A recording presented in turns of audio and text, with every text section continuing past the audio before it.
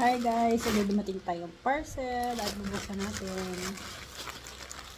So, this parcel, gift ko to sana sa mga teachers. Dahil nakasale siya and is original guys. So, you can see, ang dami niya.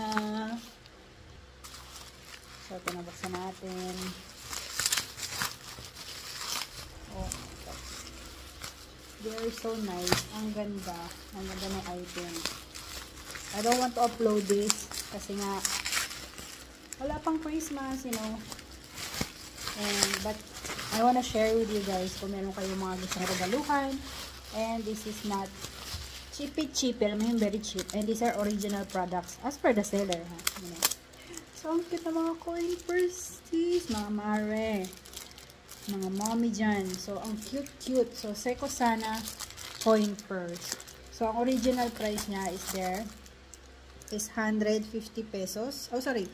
The original price is 399 and naka-sale siya kay Seiko Sana 150 mula kami binibili. And more cheaper kapag binili mo doon sa seller na binibilan mo. So, I got like 8 pieces. 1, 2, 3, 4, 5, 6, 7, 8 pieces, guys. So, it's around less than 1,000 pesos. And very, what do you call that? Decent na siyang ipang regalo. And branded pa siya. High quality pa siya, guys. Buksan ko itong isa. Nahihiya ako. Ayoko sana buksan. But, anyway. And babalutin ko pa naman ito eh. Okay. So, buksan natin isa. I think they will like it. Kasi ang cute talaga. Tingnan mo, oh. Diba? Ang ganda. Simple lang. Pero ang lakas ng dating, guys. Can see inside.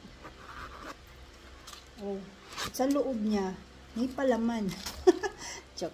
So, meron siyang separation, guys. Oh, ano dyan, oh, meron din siyang brand na sa loob, Seiko Sana. And separate na yung, kung gusto mo lagyan ng card, tapos ito yung coins mo or yung paper money mo. O, diba? Ang ganda. Super presentable na iregalo ba. Tapos, yung pinaka-button niya, oh, meron din siyang Seiko Sana. And then, naka-plastic pa yan. Diba? Pak, ganda, saan ka dyan. So, yan. Sana wala makapanood na teacher ng mga Junakis ko. O, yan. So, guys, kung gusto nyo rin ito, very affordable, but very good. As the Sia said, kailangan impressive ang gift. So, ito na. Check out nyo na. Bye!